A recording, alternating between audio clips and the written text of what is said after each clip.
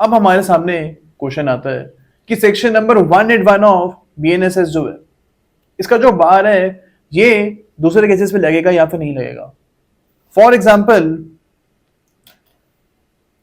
Case 1 में police ने ए की स्टेटमेंट को रिकॉर्ड किया। ओके, अब हमको पता है कि इस पुलिस स्टेटमेंट को हम यूज नहीं कर सकते हैं। सेक्शन नंबर 181 ऑफ बीएनएसएस इसको बार करता है। ओके, अब सपोज केस 2 चल रहा है। केस 2 चल रहा है, क्या यहां पे हम ए की जो केस 1 की स्टेटमेंट है उसको यूज कर सकते हैं? इस पॉइंट के ऊपर हमारे पास विनय नागर का केस है।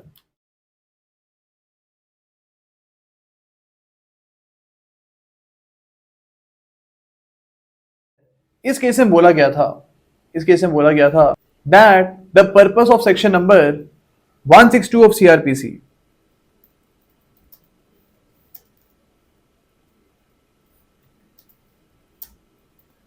The purpose of section number 162 of CRPC is to protect the accused.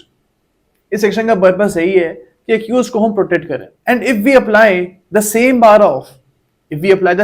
of section number 162 of CRPC upon some other case, then it will not be logical. The bar shall be limited to trial of the particular offense. यानी अगर case 1 में जो trial चल रहा है उसके ऊपर ही section number 181 of BNSS जो है इसका बार लगना चाहिए। किसी और केस में ए की स्टेटमेंट को यूज करा जा सकता है।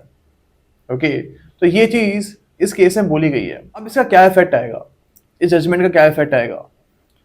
इसका ये इफेक्ट आएगा कि फॉर एग्जाम्पल ए ने केस 1 में एक स्टेटमेंट दी थी कि मैं 8:30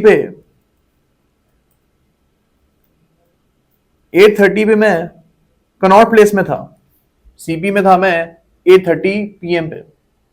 okay, and the date was 15 December 2022। Okay, अब जो केस 1 था ये थेफ्ट का केस था एंड थेफ्ट के केस में ए ने एक गवाही दी है। अब केस 2 होता है सपोज मर्डर का। ओके, इस केस में ए ने स्टेटमेंट दी है दैट 8:45 में मैं सीपी से पास की कोई जगह है, सपोज इंडिया गेट। 8:45 पे मैं इंडिया गेट पे था, वही सेम डेट को मैं 8:45 पे इंडिया गेट पे था। अब यहां पे अगर हम केस 1 की जो ए की स्टेटमेंट है इसको हम यूज करते हैं तो हम बोल सकते हैं कि ए यहां पे सच बोल रहा है, बिकॉज केस 1 वाली जो स्टेटमेंट है इट इज कोरोबोरेटिंग केस 2 की स्टेटमेंट। अब सीपी और जो इंडिया गेट है ये आसपास में ही है एंड इट इज पॉसिबल कि 15 मिनट में जो ए है वो सीपी से इंडिया गेट चला गया था। ओके, तो यहाँ पे both the statements are corroborating each other. तो ये जजमेंट की प्रैक्टिकल इंप्लीकेशन है कि यहाँ पे एक केस की स्टेटमेंट को आप दूसरे केस में भी यूज कर रहे हो to get justice in that case. Okay, अब यहाँ पे हमको याद रखना है कि अगर आपको केस 1 की जो पुलिस स्टेटमेंट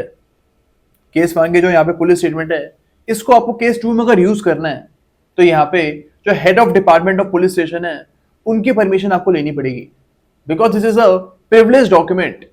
एक प्रिविलेज डॉक्यूमेंट है एंड अगर आप सेक्शन नंबर 129 ऑफ जो न्यू एविडेंस एक्ट है उसको पढ़ोगे देन यू विल सी कि ये प्रिविलेज डॉक्यूमेंट्स होते हैं एंड इनको यूज करने से पहले आपको हेड ऑफ डिपार्टमेंट की परमिशन लेनी होती है। पुरानी एविडेंस एक्ट में सेक्शन नंबर 123 सेम चीज के बारे में बात करता था।